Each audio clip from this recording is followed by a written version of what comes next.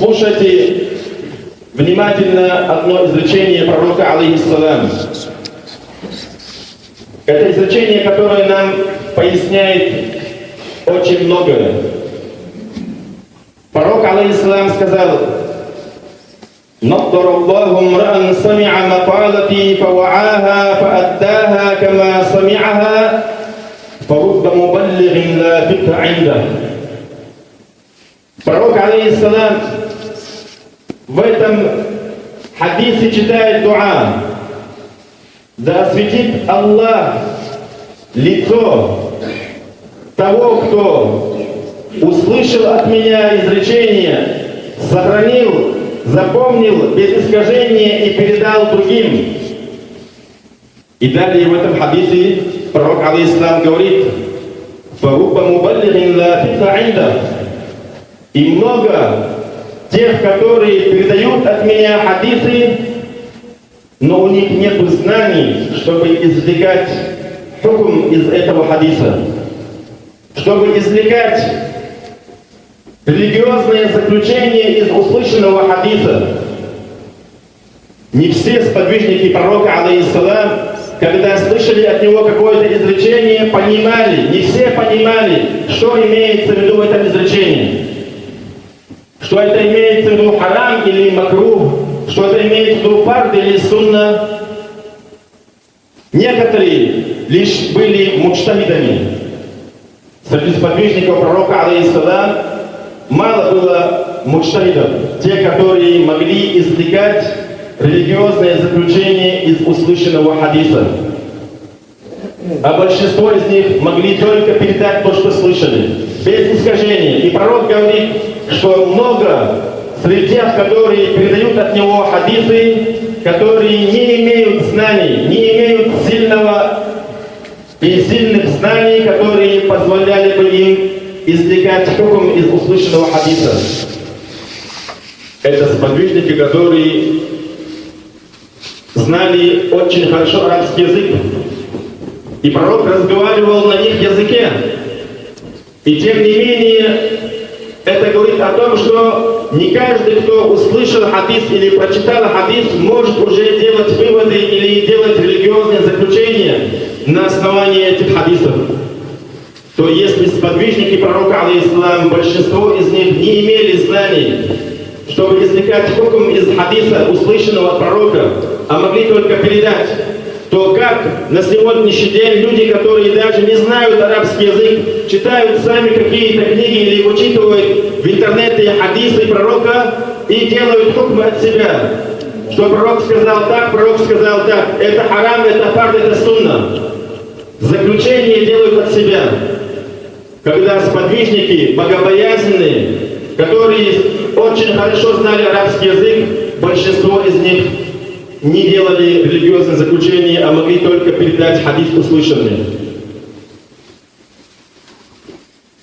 الرسول دعا في حديثه هذا لمن حفظ حديثه فأداه كما سمع من غير تحريف بنظرة الوجه أي بحسن وجه يوم القيامة وبالسلامة من الكآبة التي تحصل من أهوال يوم القيامة لأن يوم القيامة يوم الأهوال العظام والشدائد الجسام. فأفهمنا بحديثه هذا بقوله فرب مبلغ لا فقه عنده أن بعض من كانوا يسمعون منه الحديث ليس لهم فقه أي قدرة على استخراج الأحكام من حديثه وإنما حقهم أن يرووا عنه ما سمعوه مع كونهم يفهمون اللغة العربية الفصحى. Пророк, алейхиссалам, в этом хадисе дает знать, что тот, который передает изречение от него без искажения, что ему есть большое вознаграждение, и что пророк читал за него дуа, чтобы Аллах сделал его лицо светлым, довольным, радостным. В судный день, когда у многих людей будут лица почерневшие от страшных мучений, от страха, от ужаса, от увиденного в этот тяжелый судный день. А также дал знать, что не каждый, кто знает арабский язык и слышал хадисы пророка, алейхиссалам, могли выводить религиозное заключение. فما بال بعض الناس الذين يتجرؤون على الفتوى بغير علم ويقولون أولئك رجال ونحن رجال.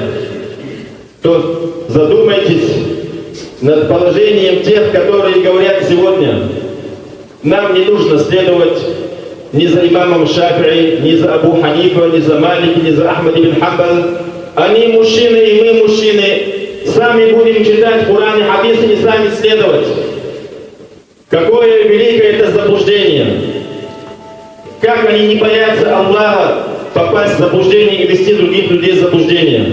Если сподвижники пророка, алейхиссалам, многие из них не могли выводить религиозное заключение из этих хадисов, то как эти люди, которые сегодня даже арабский не знают нормально и не получали знания от достоверных учителей, а самоучки сами читают и могут говорить: мы, так же как и имам Аш-Шафи'i и Абу Ханифа, можем тоже делать иджтихад. Это глубокое заблуждение. И еще есть такое заблуждение. Есть люди, которые говорят, что следовать за мадхабами, будь это имам Шафи'i или Абу Ханифа, или Малик, или Ахмад ибн Хамбал, говорят, что следование за этими мадхабами — это заблуждение.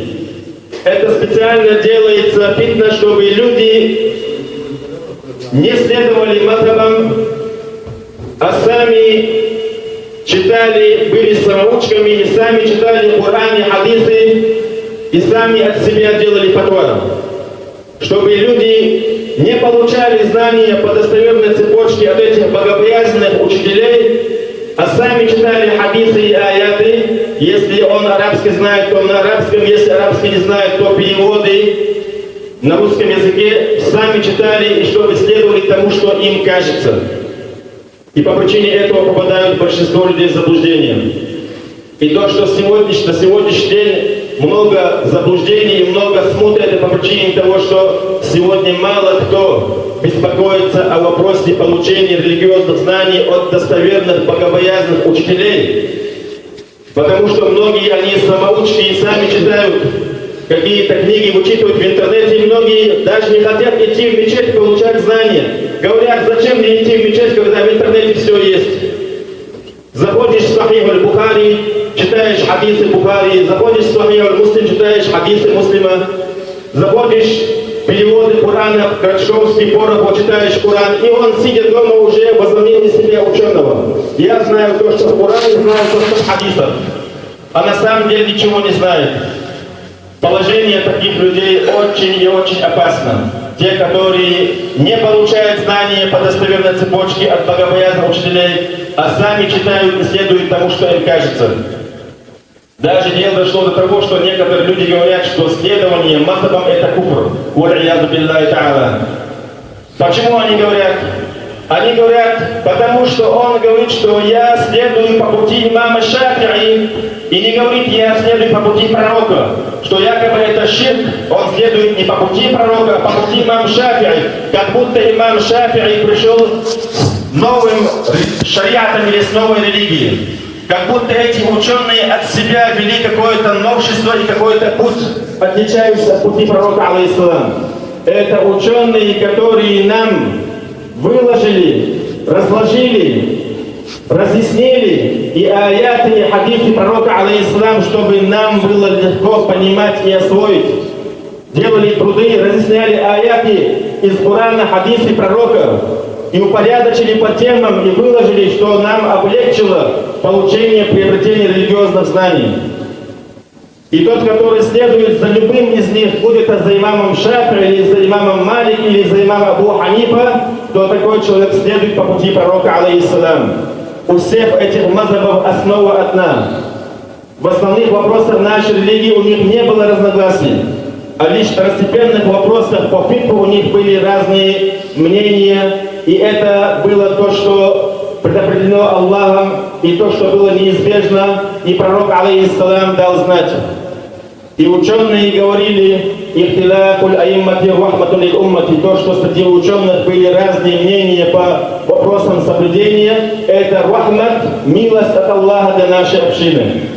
Потому что Шафи'i в некоторых ситуациях может взять по мазхабу имама Абу Ханифа мнение, а также Ханафит берет мнение Шафи'i. И это дозволено соответствующими условиями. Поэтому нельзя думать, что имам Шафи'и, Абу Ханифа и Малики, что они пришли с новой религией. Однажды у имама Шафи'и один невежественный человек спросил какой-то религиозный вопрос. Какой-то провокатор. И имам Шафи'и ответил ему на его вопрос хадисом пророка. Просто зачитал ему хадис пророка, в котором есть ответ на его вопрос. И тогда этот невежественный человек сказал: это и есть твой мазхаб? То есть он думает, что раз его мазхаб имама Шафи'и, что это отдельное от шариата пророка. На что имам Шафи'и сказал ему: а ты что, думал, что я монах, который вышел из монастыря? Имеется в виду, что они следуют по пути пророка, алейхиссалам. Имам Шафи'и говорил: инсахаль хадис фаво мазхаби. Если вы найдете достоверный хадис, то это есть мой мазхаб.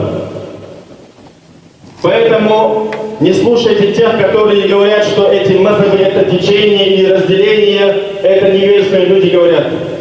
Если ты говоришь, что я следую имама Шафи'и, если он говорит тебе, что ты в заблуждении, потому что ты не говоришь, что следуешь по пути пророка, а следуешь мазхабу имама Шафи'и, то этот человек, он говорит: нам надо не следовать Шафи'и, а следовать хадисам и Корану. И он сам открывает Коран, и сам открывает хадисы, читает и толкует, как он понимает. Арабский язык очень богатый. Он понимает в меру своего ума и в меру своего понимания арабского языка. И это его мнение, когда он говорит, что Аллах сказал в Коране, или пророк в хадисе сказал, и толкует эти аяты и хадисы, это его понимание этого аята и хадиса. И если другой человек берет от него это мнение и следует, получается, его мнению, то кто лучше? Тот, который следует мнению имама Шафи'и, который был великим муджтахидом имамом, про которого сам пророк, алейхиссалам, говорил похвальные слова в своем хадисе, или лучше следовать за этим невежественным человеком, который не знает ни арабский язык, не получал знаний по цепочке от пророка.